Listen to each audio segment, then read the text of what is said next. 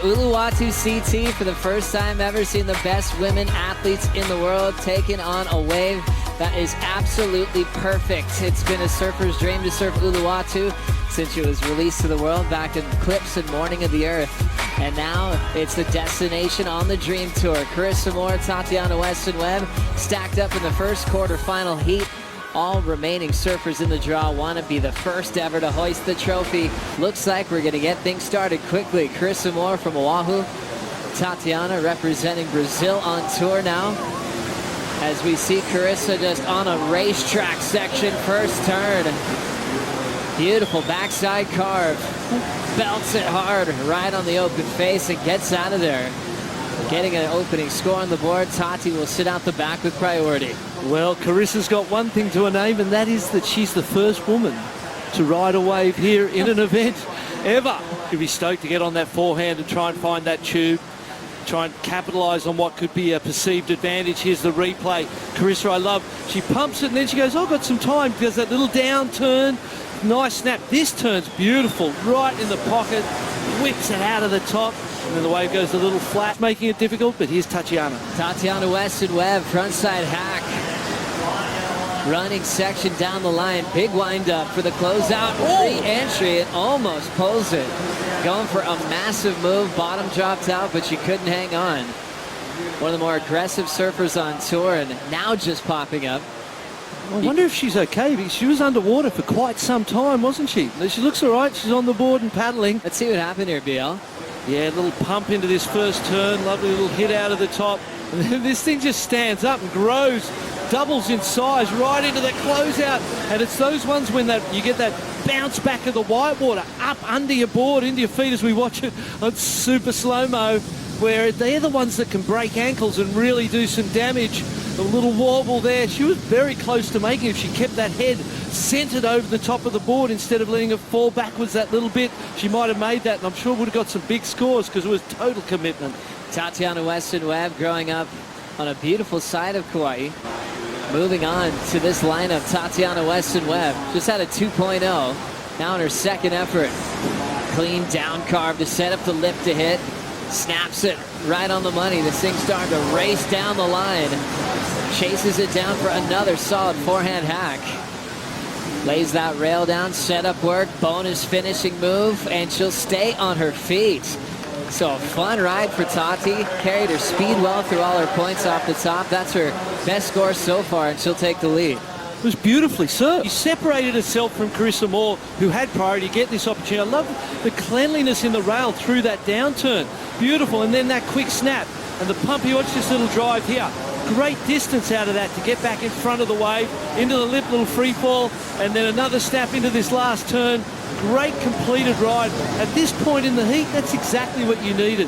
You don't need to risk it. You don't want to chance it. You just want to bank it. And she served it beautifully. I feel like that was, especially when your opponent's got priority, that's exactly the sort of jab you want to give them. A feel-good wave for Tati. It makes it like you want to go surf that exact same opportunity.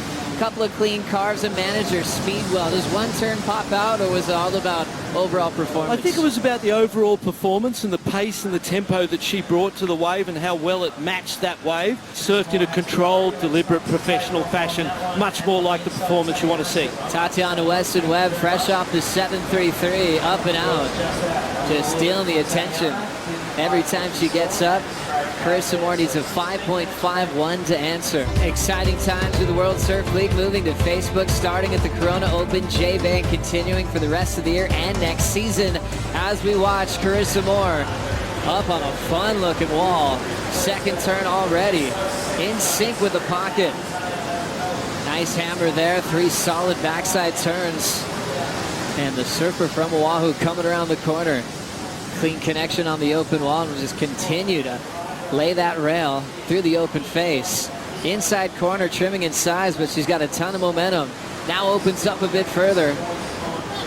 Quick carve and final finishing move will take her down. So Carissa getting a long ride here at Uluwatu. And maybe staying in it would have been a better move. Carissa's best wave so far here, Bart. Oh, without question. A little bit smaller and not quite the impact. Beautiful surfing, beautiful turns, synced rhythm, one into the next, Nothing that kind of took your breath away. Going to be interesting to see where these scores come in, because, you know, it's one of the subjects, length of ride against quality and commitment and lesser moves but more critical moves.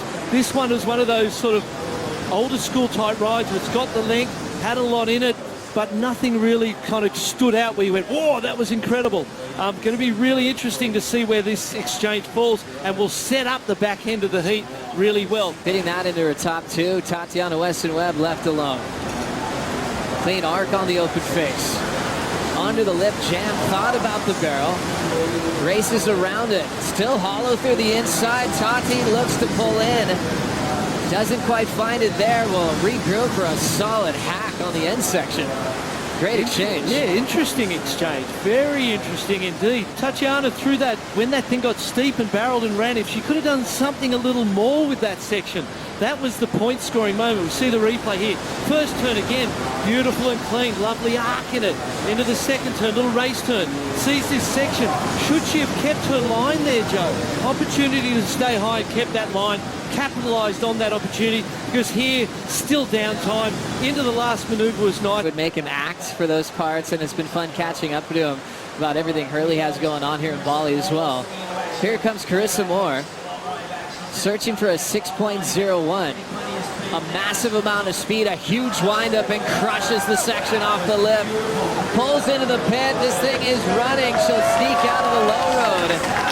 Got the vision real quick and gets the completion, staying on her feet. Well, it's fair to say it's going to be a second score. She's going to improve on that 3.83 without question, I would say. I think it stayed open longer than they thought. And you can see the bump and the chop. It's the first wave of the set. Carissa had to be patient. She was. She got this beautiful turn, super tight. Then she pulled in really deep. And it kind of was like, oh, she fell. But no, she made it. So there was some drama in there. Be interesting to see how the judges see that, with the lip landing on her, whether on top of her, whether it was the drama that they like or a mistake in their mind. When you look at the women's tour, on the men's tour we talked about quarterfinals, Tachi up and riding. We'll come back to it. Tati needing a 5.33 for the lead. First turn, vertical hack. Section approaching quickly. She'll drill it off the top and come down with the lip. So a shorter ride there, two-turn combo. We're asking for a 5.33 compared to the 6.33s we've seen from Carissa Moore. How's that going to compare? To me, that's not a priority wave. I've got to consider that a mistake at this point in the heat. It was almost like the pressure of Carissa getting the 6.33, taking the lead, being right around you, paddling, looking hungry, kind of forced her to go this. Two turns, and it may go there, but for me, at this point in the heat, I just feel like that's not the wave you're looking for. At the racetrack, which has got all of that length in it, tube of possibilities. You've held onto that priority for quite some time. You want to make that priority count at that point in time. I don't feel like she made it count. Paddling, this is 50 seconds by the time she gets this on the clock. Is she too far out? Is it going to stand up enough? She's really putting in the paddle now. Oh, she's getting over the ledge. She's up. Carissa Moore committing to this wave, needs a 6.78. Solid backhand jam. Rips one off the lip. Right into a setup move to get down the line. A big power hack, and she can't hang on. Carissa Moore under pressure to try to break her first quarterfinal this year, and ends up falling on the finish. If we use the 7.33 as a range to give us an idea, I don't think she gets it. Not to pull off that finishing move. Let's see what went wrong here. Okay, first bottom turn. Nothing was going wrong at the start. Two great turns. She's on way to getting that score. Little race turn. It's almost like she felt like she had it, and she kind of went to stand up and went to extend into a claim, or almost like a confident posture. But it was too early, and the wave got her and she fell. And that almost, to me, feels like it takes the decision away from the judges.